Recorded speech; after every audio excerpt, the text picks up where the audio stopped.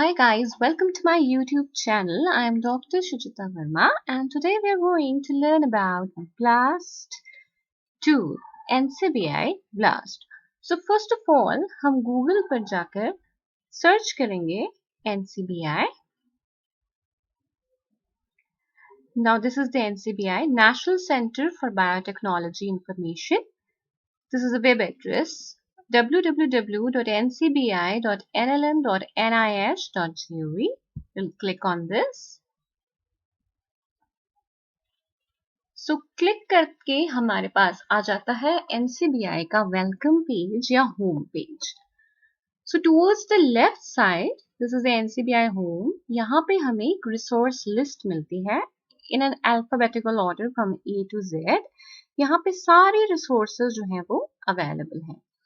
तो मान लीजिए हमारी कोई क्वेरी है जो कि न्यूक्लियोटाइड के बारे में है, तो हम यहाँ DNA और RNA पे क्लिक करके आगे फर्दर स्टडी कर सकते हैं. या अगर हमें होमोलॉजी स्टडी करनी है तो इसके लिए हम यहाँ पर क्लिक कर सकते हैं. या अगर हमारा क्वेरी सीक्वेंस जो है वो प्रोटीन्स है, प्रोटीन्स के बारे में करना है तो हम यहाँ पर भी क्लिक कर सकते हैं. सो this is the resource list available on the main page of the website, right? Up to the extreme right of the web page, यहाँ पे we have the popular resources जैसे कि PubMed, PubMed Central, BLAST. Now this is what we want. BLAST. What is BLAST? BLAST है Basic Local Alignment Search Tool. हम BLAST क्या करते हैं? BLAST का मतलब होता है धमाका. तो ये भी एक तरीके से धमाका ही है कि ब्लास्ट हमें बताता है कि जो हमारे पास कोई जीन सीक्वेंस है या हमारे पास कोई प्रोटीन सीक्वेंस है, हमें नहीं पता कि वो किस ऑर्गेनिज्म का है, राइट? तो उसको आइडेंटिफाई करने के लिए हम ब्लास्ट करते हैं उस सीक्वेंस का. जिस सीक्वेंस को हमें आइडेंटिफाई करना होता है उसे हम क्वेरी सीक्वेंस बोलते हैं. और जब हम इस क्वेरी सीक्वेंस को ब्लास्ट करते हैं तो क्या होता है कि NCBI के डेटाबेस में जो भी सीक्वेंसेस हमारे क्वेरी सीक्वेंस के सिमिलर होते हैं वो सारे हमें सीक्वेंस आउटपुट में मिल जाते हैं. ठीक है, तो यहाँ पे we will click on this blast. Now see, this is the page for the blast tool. So it stands for basic local Alignment Search Tool. क्या करता है ये? It helps you to find the regions of similarity between biological sequences. जो कि मैंने अभी आपको बताया कि हमारे पास कोई जीन सीक्वेंस है, किसी बैक्टीरिया से है, एनिमल से है, प्लांट से है, किसी से भी है, उसका सोर्स जानने के लिए, उसका ओरिजिन जानने के लिए कि वो और किस किस ऑर्गेनिज्म के सीक्वेंस से जो जीन है वो सिमिलर है, कितना सिमिलैरिटी है, कितनी होमोलॉजी, होमोलॉजी यानी कि कितना सिमिलर है ना? वो सिमिलैरिटी जानने के लिए हम ब्लास्ट रन करते हैं. ठीक है,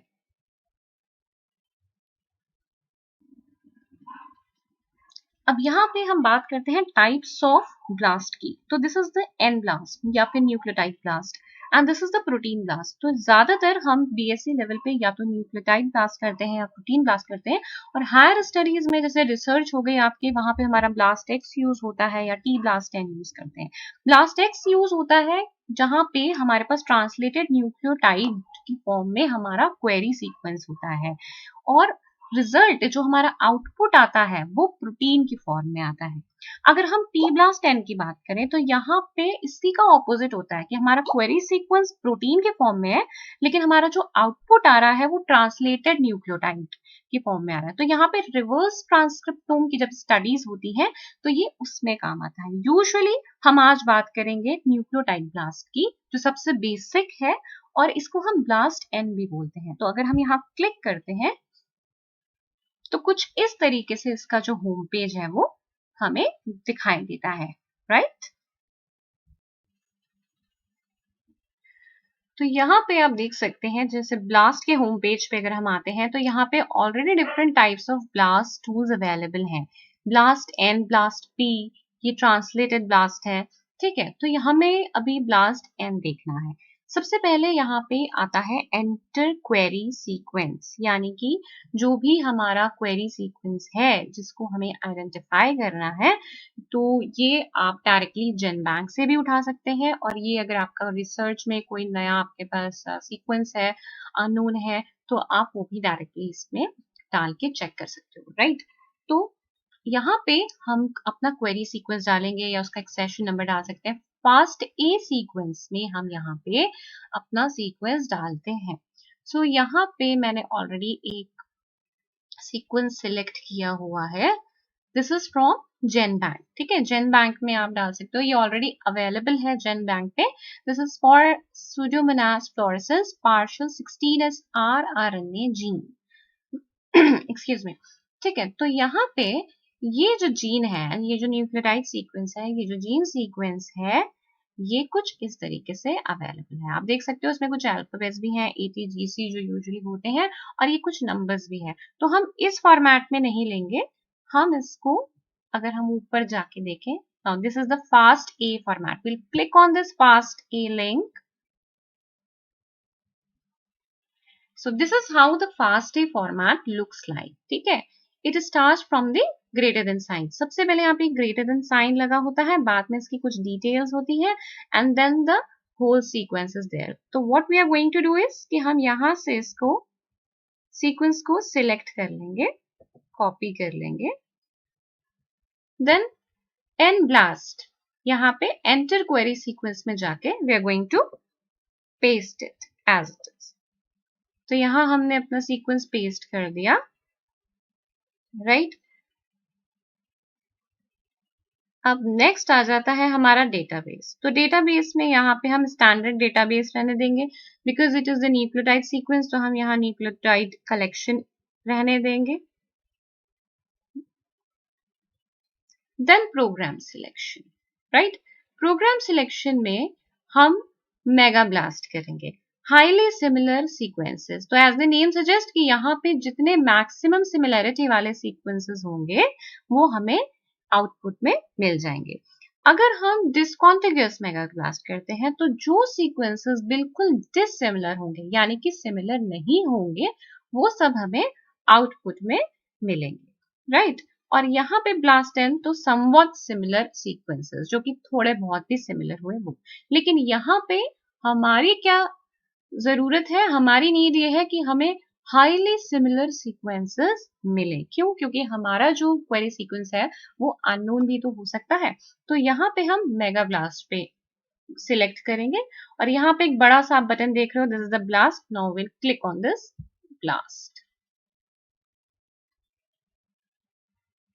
कुछ इस तरीके से आ जाएगा। So you have to wait for a little bit of time to reflect the results. So now if we look at this page is the output page of the blast, right? तो जो हमने यहाँ पे nucleotide blast run किया था उसका ये output हमारे पास अब आ गया है। तो यहाँ पे ये प्रोग्राम दिखा रहा है कि हमने ब्लास्ट एंड रन किया था। जॉब टाइटल जो भी हमारा क्वेरी सीक्वेंस था वो आ जाएगा। डेटाबेस न्यूक्लियोटाइड डेटाबेस है, ये है क्वेरी आईडी। क्वेरी आईडी क्या है कि जो हमने क्वेरी सीक्वेंस डाला था, जो हमारी क्वेरी थी, उसके लिए सिस्टम ने अपने आप एक आईडी जनरेट कर दी, ठीक है। आगे आप इसी आईडी को फॉलो कर सकते हो। So this is the query ID. Then molecule type हमारा है डीएनए। इस डीएनए की क्वेरी लेंथ कितनी है? Query length is 735। तो यहाँ पे ये बेसिक से इंफॉर्मेशन हमारे क्वेरी सीक्वेंस के लिए सब ऑलरेडी डिस्प्लेड होती है। देन जो हमारा रिजल्ट आता है, जो हमारा आउटपुट आता है, वो 4 फॉर्म्स में आता है, 4 फॉर्म्स में। One is the description, second is the graphic summary, third is the alignment, and fourth is the taxonomy. So will first take up the graphic summary. So guys यहाँ पे जब हम ग्राफिक समरी देखते हैं तो इससे हमें आइडिया हो जाता है कि हमारी जो सिमिलैरिटी सर्च हुई है वो किस तरीके की हुई है। तो देखते हैं, देखो जैसे ये हमारी ग्राफिक समरी आती है। ये जो पहला सीक्वेंस है ये तो हमारा ही सीक्वेंस है। अगर हम यहाँ पे इसको क्लिक करके देखें एक बारी, तो यहाँ पे आप देखोगे यहाँ लिखा है Pseudomonas fluorescence partial 16s RRNA gene strain. तो ये तो पहला जो सीक्वेंस है, पहली जो रेड लाइन है, ये तो हमारा ही सीक्वेंस है। बाकी की जो रेड लाइंस है ये बाकी NCBI की तरफ से जो भी सीक्वेंसेस सिमिलर आए हैं ये उनके लिए लाइंस है। देन यहाँ पे एक की दी हुई होती है, this is the alignment score. तो ये की बहुत इंपॉर्टेंट होती है कि जैसे यहाँ से 1 से लेके 700 तक तो सारे ही जितने न्यूक्लियोटाइड्स हैं उनको हमने सिमिलैरिटी सर्च में देखा। तो अगर ये 40 से कम है तो इन लाइंस का कलर ब्लैक होगा, अगर 40 to 50 है then it will be blue, if it is 50 to 80 then it will be green, 80 to 200 purple और पिंकिश, और मोर देन 200 अगर सिमिलर है तो लाइंस जो है वो रेड कलर की होगी। तो यहाँ पे हम टॉप 100 पे देख सकते हैं कि जो लाइंस है वो रेड कलर की हैं, तो यानी कि 200 से ज्यादा जो है वो सिमिलर हैं, राइट। दूसरी चीज जो देखने वाली है वो ये है कि कुछ लाइंस तो 1 से लेकर 700 तक एक्सटेंड कर रही हैं, कंप्लीट है, लेकिन कुछ लाइंस है जैसे कि ये वाला हमारा सिमिलरिटी सर्च है, या ये वाला हमारा सीक्वेंस है, या ये दो है, तो ये क्या है, ये थोड़े से कम हो रखे हैं, यानी कि यहाँ पे इतनी सिमिलैरिटी नहीं आ रही है, यहाँ पे जो है वो ज्यादा सिमिलैरिटी नहीं है, इनकी सिमिलैरिटी कम है। तो ये भी एक देखने की चीज है, ठीक है। तो यहाँ पे जब हम ये दिखा रहा है आपको, एक कुछ इस तरीके से आपकी ग्राफिकल समरी, ये देखिए, ठीक है। तो इस ग्राफिक्स से आपको बहुत ज्यादा आइडिया लग जाएगा कि किस तरीके से आपका जो सीक्वेंस है वो दूसरे सीक्वेंस के साथ कितना सिमिलर है, राइट। ग्राफिक समरी के बाद जो सबसे इंपॉर्टेंट है that is description, is the most important output result, ठीक है। यहाँ पे क्या होता है कि ये हमारा डिस्क्रिप्शन आ रहा है कि कौन कौन से सीक्वेंस है। तो पहला सीक्वेंस तो हमारा अपना ही सीक्वेंस है, उसके बाद जो नेक्स्ट हायर सीक्वेंसेस होंगे, हाई सिमिलैरिटी वाले सबसे पहले डिस्प्ले करेगा। अब यहाँ से ये सबसे ज्यादा हाई होगा, उससे कम ये, फिर उससे कम ये, फिर उससे कम, इस तरीके से डिक्रीजिंग ऑर्डर में जो सीक्वेंसेस हैं वो अलाइन हो जाते हैं। यहाँ पे हाईएस्ट सिमिलैरिटी वाले सबसे ऊपर डिस्प्ले करेंगे, उसके बाद उससे कम सिमिलैरिटी वाले उसके नीचे, और सबसे कम सिमिलैरिटी वाले फिर नीचे नीचे लाइन में आते जाएंगे, ठीक है। तो यहाँ पे हमारे पास साइंटिफिक नेम के बाद यहाँ आ गया मैक्सिमम स्कोर कितना है, कि सबसे ज्यादा मैक्सिमम सिमिलैरिटी किसमें है, फिर टोटल स्कोर आ गया, फिर आ जाएगी हमारे पास क्वेरी कवरेज। क्वेरी कवरेज क्या होती है कि जो हमारा क्वेरी सीक्वेंस है जिसको हमने आइडेंटिफाई करना है, जो हमारा क्वेरी सीक्वेंस है, और जो एनसीबीआई की तरफ से सीक्वेंस मिला हुआ है जिसके साथ हम उसकी सिमिलैरिटी चेक कर रहे हैं, क्या वो दोनों बराबर है। जैसे मान लीजिए मेरा क्वेरी सीक्वेंस जो है वो 120 लेंथ का है, ठीक है, और जिस दूसरे सीक्वेंस के साथ मैं उसको सिमिलैरिटी सर्च करने वाली हूँ वो भी 120 है, तो 120 120 बिल्कुल इक्वल हो गया। तो यहाँ पे जो क्वेरी कवरेज हो जाएगी वो हो जाएगी 100%। यहाँ पे ये मैटर नहीं करता क्वेरी कवरेज में कि हमारा क्वेरी सीक्वेंस दूसरे एनसीबीआई के अवेलेबल सीक्वेंस से मैच कर रहा है या नहीं कर रहा है, दोनों का बराबर होना is equal to 100% query coverage, right. तो यहाँ पे जो ई वैल्यू है वो डिपेंड करती है क्वेरी कवरेज पे और परसेंट आइडेंटिटी पे।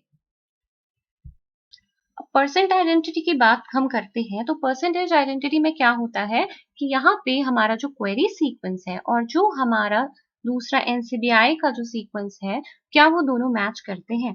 तो अगर हमारे पास मान लीजिए क्वेरी सीक्वेंस भी 100 का है और जो आपका एनसीबीआई का जो दूसरा सीक्वेंस है वो भी 100 का है, तो 100 और 100 या इनकी जो क्वेरी कवरेज है वो तो 100% हो गई, ठीक है। अब अगर दोनों में ही बिल्कुल 100% सिमिलैरिटी है तो परसेंटेज आइडेंटिटी क्या हो जाएगी, 100% हो जाएगी।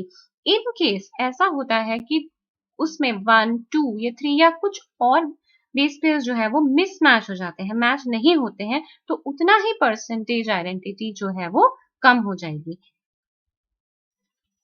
तो यहाँ पे डिस्क्रिप्शन में हमारे पास क्वेरी कवरेज और परसेंटेज आइडेंटिटी में जो रिजल्ट है वो अगर 97% से लेकर 99.9% के बीच आता है, तो यानी कि हमारा जो सिमिलैरिटी सर्च है वो बिल्कुल ठीक है। यहाँ पे हमारा 100% इसलिए आ गया है क्योंकि ऑलरेडी ये जो हमने सीक्वेंस लिया है ये ऑलरेडी जेनबैंक में सबमिटेड है। यूजुअली 100% नहीं आता है, ठीक है। तो जो इसका एडवाइजेबल वैल्यू है which is considered to be correct, that is from 97% to 99.9%. Right, moving on to the next set of results, that is alignments. So if we talk about alignments, तो यहाँ पे आपको लोकल अलाइनमेंट दिखा देता है कि local किस तरीके से जो बेसिस है वो अलाइन हो रखे हैं। तो ये जो फर्स्ट है ये तो हमारा ही अपना सीक्वेंस का अलाइनमेंट है। हम नेक्स्ट देखते हैं, राइट। ये नेक्स्ट हमने लिखा। तो आप यहाँ देख सकते हैं कि 570 बाय 570 100% अलाइनमेंट है, कोई भी यहाँ पे मिसमैच नहीं है। तो यूजुअली क्या होता है कि अगर कोई मिसमैच होता है तो ये जैसे टी के साथ यहाँ पे टी ये बेस दिखा रखा है, बेस पेयरिंग दिखा रखी है, तो यहाँ पे ये लाइन नहीं होती। या कभी कभी ऐसा होता है कि यहाँ का एक बेस पेयर जो होता है वो ही नहीं होता है। क्वेरी तो होती है लेकिन सब्जेक्ट वाली लाइन में आप देखोगे यहाँ पे कहीं पे कुछ होता ही नहीं है, कोई न्यूक्लियोटाइड बेस ही अवेलेबल नहीं होता है, तो यहाँ पे एक गैप रह जाता है। इसी को हम गैप बोलते हैं। यहाँ पे तो देखो 0 गैप दिया हुआ है, लेकिन यहाँ पे कहीं पे भी अगर न्यूक्लियोटाइड बेस नहीं अवेलेबल होता, मिसिंग होता, तो यहाँ पे उतने ही जितने मिसिंग बेसेस होते उस हिसाब से गैप बन जाते। प्लस प्लस स्ट्रैंड क्या होता है कि अगर हमारा स्ट्रैंड 5:3 की तरफ है तो जो दूसरा स्ट्रैंड है वो भी 5:3 ही है, ठीक है। तो this is about the alignment. अब एक और चीज यहाँ ध्यान देने वाली है, मान लीजिए हमें फाइलोजेनेटिक ट्री बनाना है ना। तो हम यहाँ डिस्क्रिप्शंस में चले जाएंगे। डिस्क्रिप्शंस में ये सिलेक्ट ऑल हो रखा है, इसको हटा के हम अपना ये मान लीजिए हमें इन सीक्वेंसेस का फास्टे फॉर्मेट चाहिए, ठीक है। तो हम यहाँ पे इनको सिलेक्ट कर लेंगे जो जो हाईली सिमिलर है और यहाँ पे हम उसको डाउनलोड कर लेंगे। डाउनलोड में आता है फास्टे अलाइंड सीक्वेंस, हम इसको क्लिक करेंगे और जैसे ही हम क्लिक करेंगे यहाँ पर एक फाइल जो है वो डाउनलोड होने लग जाएगी। और आप इसको नोटपैड में खोलेंगे जब, तो ये फाइल जो है कुछ इस तरीके से आपको मिल जाएगी, ठीक है। तो ये फास्टे फॉर्मेट में ये फाइल है और आप इसको फर्दर अपने फाइलोजेनेटिक ट्री के लिए यूज कर सकते हैं, राइट। अब नेक्स्ट जो हमारा एक लास्ट आता है दैट इज टेक्सोनॉमी।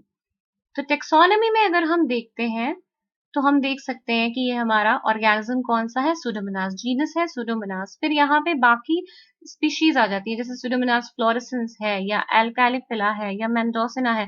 तो ये टेक्सोनॉमी देखने के लिए हमारे पास ये रिजल्ट आता है, हम यहाँ पे क्लिक करके आराम से ये देख सकते हैं। तो इस तरीके से डिस्क्रिप्शंस, ग्राफिक समरी, अलाइनमेंट्स और टेक्सोनॉमी, इस 4 वेज से जो हमारा ब्लास्ट एंड टूल है वो हमें अपना आउटपुट जो है वो डिस्प्ले करता है। सो आई होप कि आपको ये वीडियो समझ आया होगा। In case of any query you can just leave a comment in the comment section. That is all for today. Thanks a lot.